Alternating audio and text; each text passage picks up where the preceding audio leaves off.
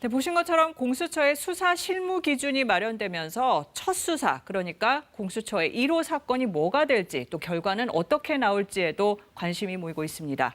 이어서 이재희 기자가 보도합니다.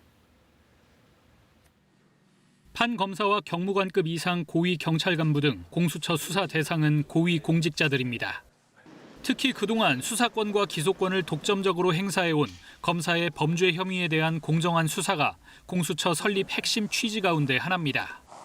실제로 공수처가 들여다보고 있는 각종 비위 혐의 사건 가운데 40% 이상은 검사 관련 사건입니다. 현재 공수처 사건 가운데 외부로 공개된 경우는 이규원 검사가 사실상 유일합니다. 김학의 전 차관 사건에 대한 대검 진상조사단 조사 과정에서 허위 공문서를 작성했다는 혐의 등입니다.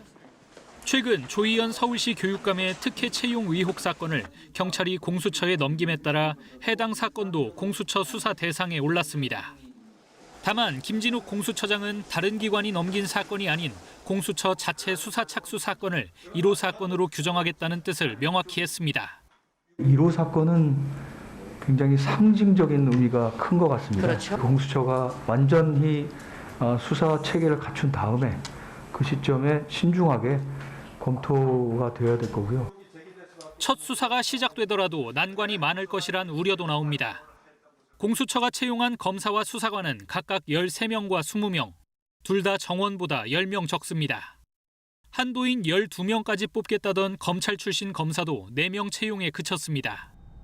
수사 사무 기반인 자체 전산망조차 완비되지 않아 일일이 종이 서류로 업무를 처리하는 등 해결해야 할 과제가 적지 않습니다. KBS 뉴스 이재입니다.